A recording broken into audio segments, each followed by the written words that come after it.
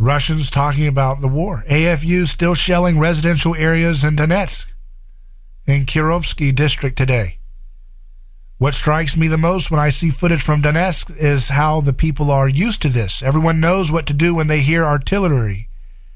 Duck and cover. Fire brigades move swiftly on muscle memory. 16-year-olds have lived half their lives like this. In mid-February, I started reading local Donetsk group chats to keep track of what's going on. Teenagers discussing the shelling, afraid to go to sleep, talking about which districts are getting hit, how they haven't stayed up this late in forever, trying to joke through it. No one will talk about this now, but around February 17th, Ukrainian shelling of Donetsk intensified to 2014 levels, and no one gave a blank about it. People dying, left without water and electricity, hiding in basements. It's sad that it's happening to other civilians now, but Kiev's actions have made sure that it would happen sooner or later. It will have blood, they say. Blood will have blood. Several civilians killed in Donetsk today. No military utility to these strikes. Pure terror tactics and spite. No idea why people thought this could just go on forever. Crazy to contemplate how easily this war could have been avoided if the Maidan government hadn't insisted on passing a bunch of anti-Russian laws immediately after taking power, if they had compromised on regional autonomy within Ukraine for Donbass, if they adhered to Minsk agreements. 4 people killed, 5 wounded, rocket artillery fired straight at the city center, a children's hospital, cluster munitions. You have to hear this phrase very often now, but think about what it really means. This has been going on for over 8 years. And all of it is being recorded. So this is why technology disrupts the myth-making of people who want to make the world a cartoonish perversion like the ancient myths covered up for the murders of the past.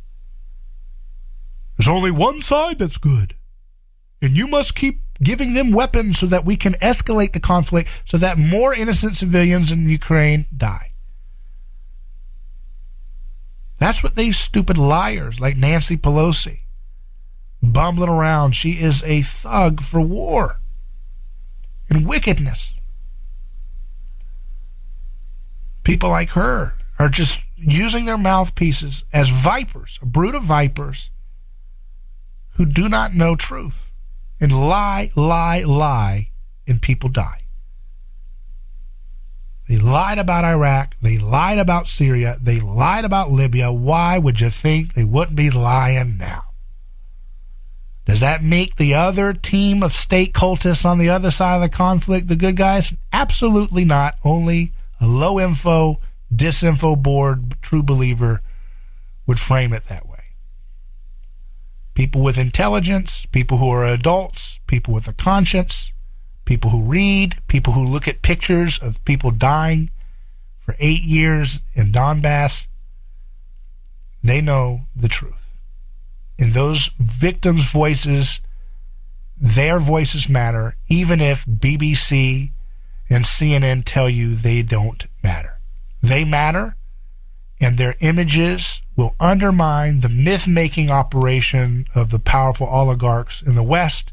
They're battling some of the oligarchs from the East in control, and who's going to have control over which part of the territories there.